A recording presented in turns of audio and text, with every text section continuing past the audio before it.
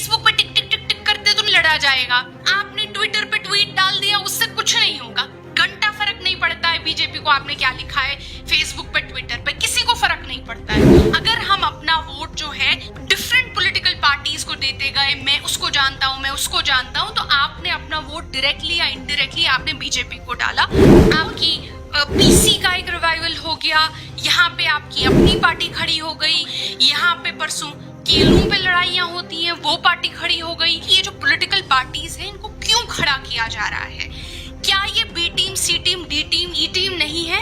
ये जो एक सिलसिला बी टीम का चलता आ रहा है कि नेशनल कॉन्फ्रेंस को जेल में भरो, जैसे शेख साहब को 25 साल करीबन जेल में बंद कर दिया गया था, ये जो सिस्टम चलता आ रहा है ये तो आज 100 साल से करीबन ये गेम चलती आ रही है। लेकिन सवाल ये है कि क्या जम्मू और कश्मीर की आवाम जो है वो कब जागेगी इस गेम से? पहले ये स्टार्ट हो गया बख्शी गुलाम मोहम्मद के दौर में, जब शेख मोहम्मद अब्दुल्ला साहब यानी शेर कश्मीर को अरेस्ट कर दिया गया। पहली बी टीम सेंटर ने तब खड़ी की थी। जब फिर सादिक साहब को लाया गया, सादिक साहब भी एक बी टीम थे, उनके दौर में क्या हुआ, prime ministership was converted, chief ministership में कन्वर्ट हो गया। परमिट सिस्टम जो होता था जम्मू और कश्मीर में वो परमिट सिस्टम खत्म हो गया। जमीनी हकूक नहीं है, जॉब्स के हकूक नहीं है, कॉन्ट्रैक्ट्स में लूट है। रोज कश्मीर में एक नई पॉलिटिकल पार्टी बनती है। जम्मू का जो 4 डिस्ट्रिक्ट्स थे जहां जो बीजेपी को वोट किया करते थे, जम्मू के 4 डिस्ट्रिक्ट्स, वहां पे तो मैं कोई नई पॉलिटिकल पार्टी ऐसे रोज खड़े होते हुए नहीं देखती हूँ।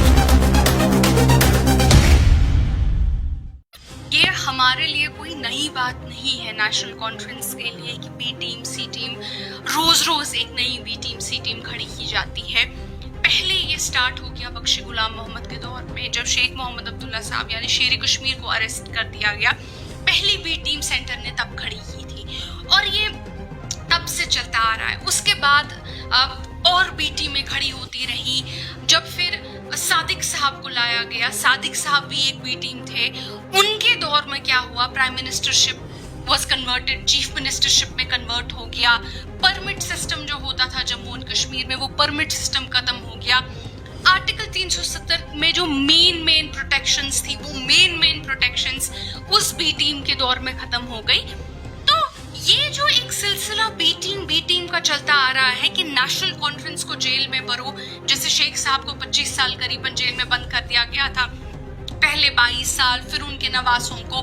तो ये जो सिस्टम चलता आ रहा है नेशनल कॉन्फ्रेंस को जेल में बंद करने का, एक बी टीम क्रिएट करने का, सी टीम क्रिएट करने का, उस सी टीम से यहाँ के लोगों की डिसएम्पावरमेंट करने का, ये तो आज 100 साल से करीबन ये गेम चलती आ रही है। लेकिन सवाल ये है कि क्या जम्मू और कश्मीर की आवाम जो है वो कब जागेगी इस गेम से, वो कब देखेगी कि यहाँ एक लाइन बनी हुई है बख्शी, सादिक। उसके बाद हमने देखा आर्टिकल 370 के बाद अगर एब्रोगेशन की बात हम करते हैं, आप देखिए, ये मैं बार बार कहती हूँ, जम्मू और कश्मीर करीबन इस टाइम पे दोनों रीजन्स में सेम हालात हैं।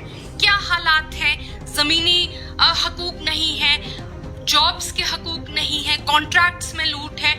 हम देखते हैं, कम से कम मैं देखती हूँ, रोज कश्मीर में एक नई पॉलिटिकल पार्टी बनती है। रोज चिनाब वैली, पीर पंजाल के रीजन में एक नई पॉलिटिकल पार्टी खड़ी हो जाती है। जम्मू का जो 4 डिस्ट्रिक्ट्स थे जहां जो बीजेपी को वोट किया करते थे, जम्मू के 4 डिस्ट्रिक्ट्स, वहां पे तो मैं कोई नई पॉलिटिकल पार्टी ऐसे रोज खड़े होते हुए नहीं देखती हूँ। यहाँ पे परसों केलों पे लड़ाइयां होती हैं, वो पार्टी खड़ी हो गई। यहाँ पे आपकी पीसी का एक रिवाइवल हो गया, यहाँ पे आपकी अपनी पार्टी खड़ी हो गई। यहाँ पे उसके बाद आपकी वो कुछ Jammu and Kashmir socio political party थी।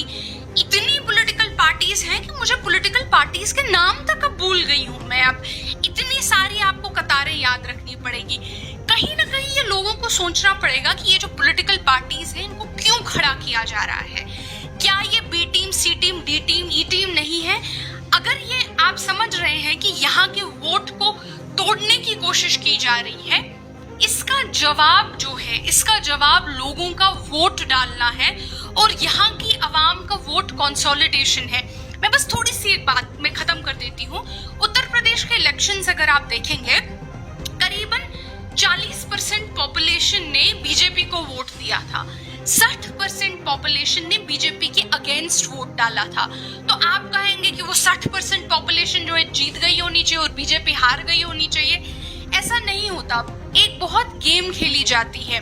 जो बीजेपी के अपने 40% वोटर होते हैं वो तो बीजेपी को वोट करते ही करते हैं उत्तर प्रदेश इलेक्शंस में। जो 60% नॉन बीजेपी वोटर्स होते हैं वो जो होते हैं वो अपना वोट एक टीम को, दूसरा दूसरी टीम को, तीसरा तीसरी टीम को, उसका वोट जो है वो टूट जाता है डिफरेंट पॉलिटिकल पार्टीज के बीच।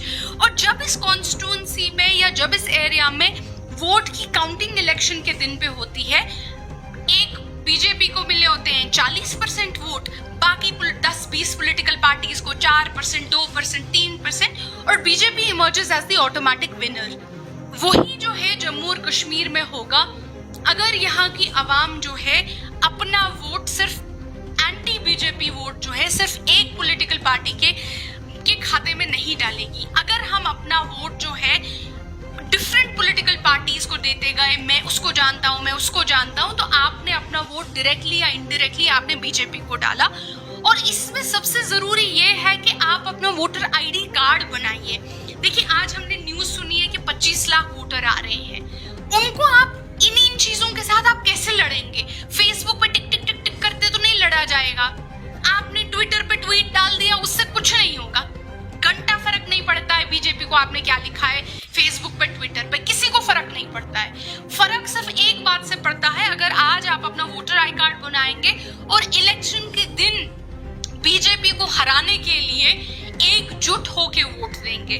That is the only response जिस रिस्पॉन्स से कुछ हो सकता है।